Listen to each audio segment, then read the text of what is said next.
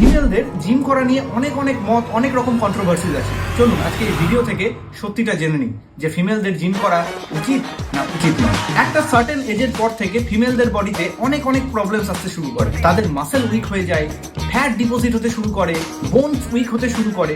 10-এর মধ্যে 9 জন মহিলার lower back pain এবং নি পেন থাকেই থাকে। ঠিক এই কারণেই প্রত্যেক মহিলার জিম যাওয়া উচিত। ইয়েস, কারণ জিমে গিয়ে এক্সারসাইজ করলে প্রথমত আপনার মাসেল স্ট্রং হবে, আপনার বোন মিনারেল ডেন্সিটি ইমপ্রুভ হবে এবং লং টার্মে আপনার মেটাবলিজম এবং আপনার ওভারঅল হেলথ খুবই ইমপ্রুভ করবে। এছাড়াও আপনি যদি রেগুলার এক্সারসাইজ করেন সেক্ষেত্রে আপনার হরমোনাল ব্যালেন্স ঠিকঠাক থাকে, যা আপনার ওভারঅল হেলথের জন্য খুবই বেনিফিশিয়াল। আর আপনার যদি মাসেল স্ট্রং হয় এবং হরমোনাল ব্যালেন্স ঠিক থাকে তাহলে পিরিয়ডসের সময় যে ক্র্যাম্প এবং ডিসকমফোর্ট আপনি ফিল করেন সেখান থেকেও আপনি আনবিলিভেবল ভাবে বেরিয়ে আসবেন।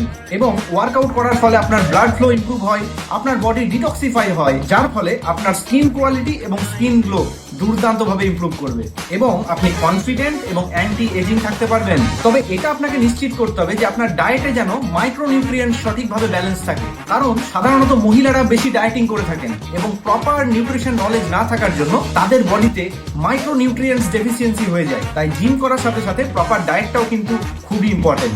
তাই ফিমেলদের বলছি, ফেলিওর মানুষদের মত বা কন্ট্রোভার্সিতে ফোকাস না করে আজকে একটা ভালো জিম দেখে অ্যাডমিশন নিন এবং রেগুলার এক্সারসাইজ করুন এবং নিজের হেলথ গোলে ফোকাস করুন। এবং এই ভিডিওটি আপনার সমস্ত ভালোবাসার ফিমেলদেরকে পাঠিয়ে দিন এবং তাদের সকলকে ইন্সপায়ার করুন একটা healthy and active lifestyle maintain করতে।